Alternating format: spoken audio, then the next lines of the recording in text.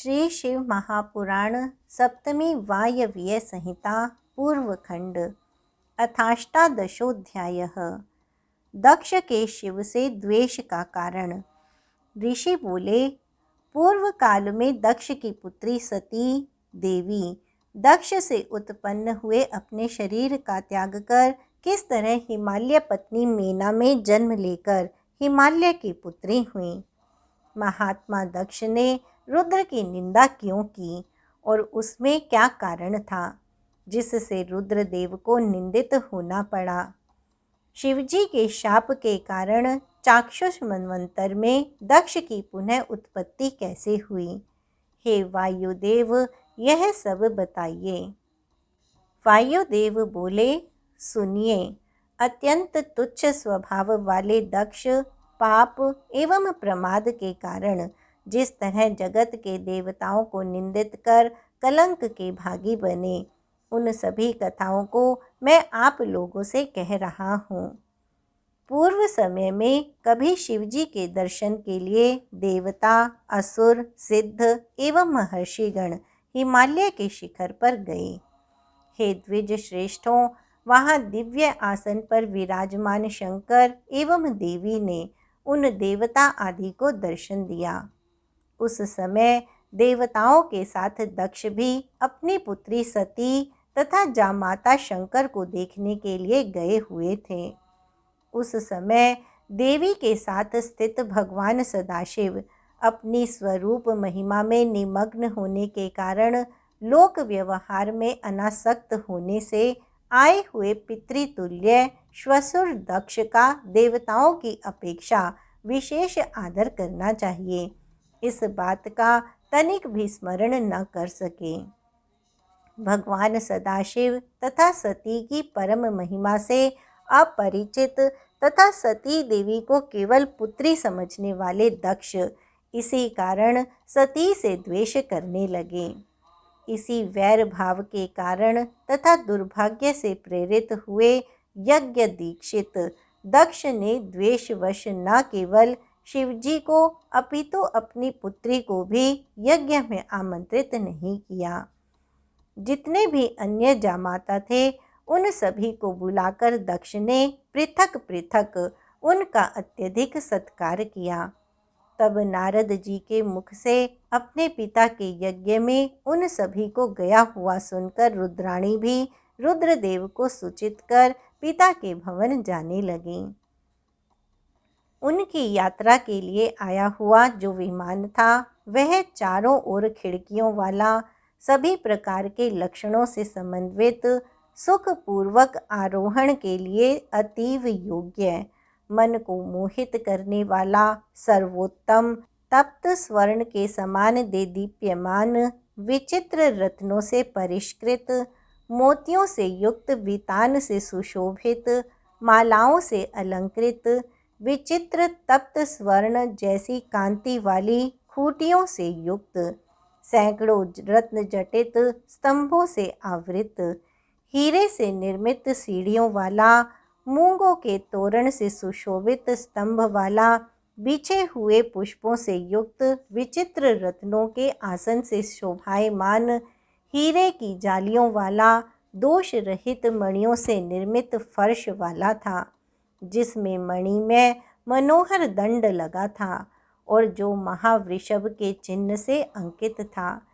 ऐसे मेघ सदृश उज्ज्वल ध्वज से अलंकृत पूर्व भाग वाले, रत्न जटित कंचुक से ढके हुए देह वाले तथा हाथ में बेंत धारण किए हुए दुर्धर्ष गणेश्वरों से अधिष्ठित, महाद्वार वाले, मृदंग, ताल, गीत, वेणु, वीणा वादन में प्रवीण तथा मनोहर वेश धारण की हुई बहुत सी स्त्रियों से घिरे हुए तथा अपने पास लाए गए उस दिव्य विमान पर महादेवी अपनी प्रिय सखियों के साथ आरूढ़ हुईं।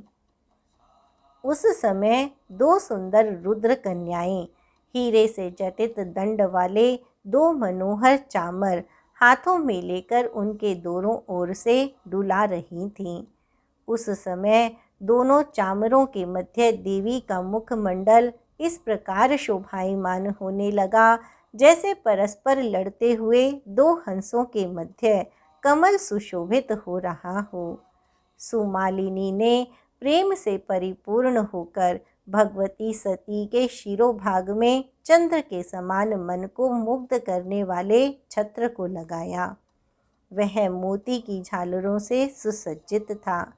देवी के मुखमंडल पर वह समुज्वल मनोहर छत्र इस तरह शोभायमान हो रहा था मानो अमृत कलश के ऊपर चंद्रमा सुशोभित हो रहा हो।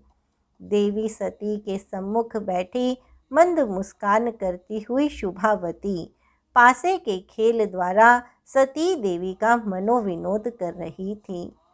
सुयशा देवी की रत्न जटित सुंदर पादुका का अपने वक्षस्थल से लगाकर उनकी सेवा कर रही थी।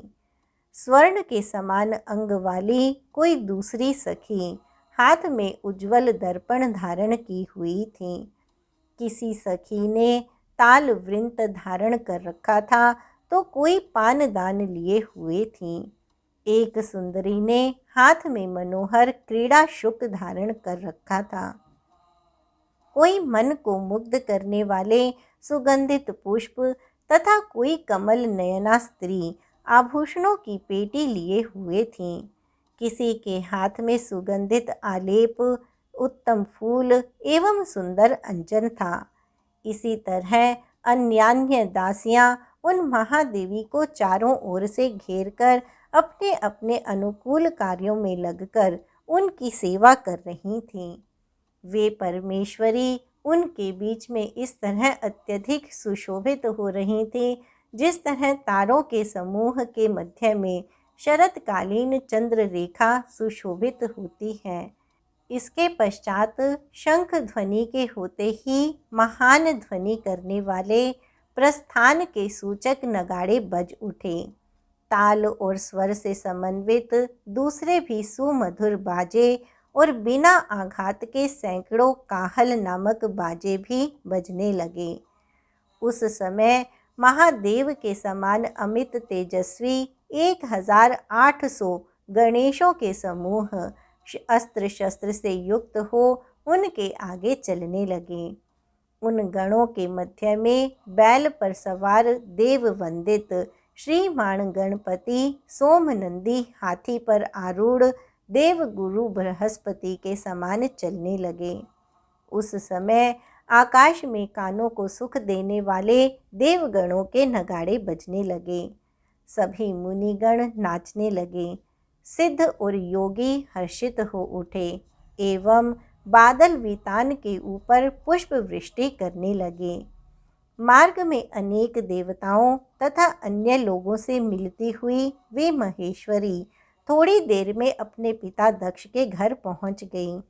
उन्हें देखकर अपनी मृत्यु के वशीभूत हुए दक्ष कुपित हो उठे और उन्होंने सती का उतना भी सत्कार नहीं किया जितना कि उनकी छोटी बहनों का किया था। इसके बाद उन चंद्रमुखी सती देवी ने सभा में विराजमान अपने पिता दक्ष से युक्ति युक्त उदार तथा धैर्य युक्त वाणी में कहा। देवी बोली, हे तात, ब्रह्मा से लेकर पिशाच पर्यंत जिनकी आज्ञा का पालन करते हैं, आपने इस समय उन देवाधिदेव की विधि पूर्वक अर्चना नहीं की। उनकी पूजा की बात तो छोड़िए, आपको मुझ ज्येष्ठ पुत्री का सत्कार भी क्या इसी तरह करना चाहिए। आपने मेरा सत्कार न करके निंदित कार्य किया है। सती देवी ने जब उनसे इस प्रकार कहा तब दक्ष ने क्रोध से व्याकुल होकर कहा, ये मेरी पुत्रियां तुम्हारी अपेक्षा श्रेष्ठ, विशिष्ट और पूज्य हैं।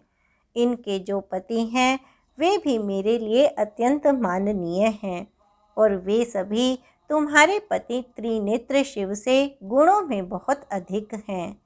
जिनकी तुम आश्रिता हो वे शिव स्तब्ध और तमोगुणी हैं। मैंने तुम्हारा अपमान इसलिए किया क्योंकि शिव मेरे अनुकूल नहीं हैं। इस तरह दक्ष के कहने पर यज्ञ में जो सदस्य स्थित थे उन सभी को सुनाते हुए वे देवी अपने पिता दक्ष से कहने लगीं, हे दक्ष, आपने सर्वथा निर्दोष साक्षात लोक महेश्वर मेरे पति को वचनों द्वारा अकारण दूषित बताया है। विद्या की चोरी करने वाला, गुरुद्रोही एवं वेद तथा ईश्वर की निंदा करने वाला, ये सभी पापी दंड के योग्य हैं, ऐसी वेद आज्ञा है। इसलिए दैव योग से आपको उसी महापाप के समान ही दारुण दंड सहसा प्राप्त होगा। आपने देवाधिदेव सदाशिव की पूजा नहीं की, अतः आपका दूषित कुल नष्ट हो गया, ऐसा समझिए। इस प्रकार क्रोधित हुई सती देवी ने निर्भय होकर अपने पिता से ऐसा कहकर उनसे संबंधित शरीर को त्याग दिया और हिमालय पर्वत पर चली गईं।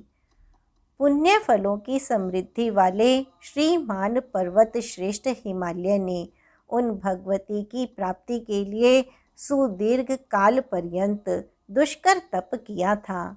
इसलिए उन ईश्वरी ने उन पर्वत राज हिमालय पर अनुग्रह किया और योग माया के द्वारा अपनी इच्छा से उन्हें अपना पिता बनाया।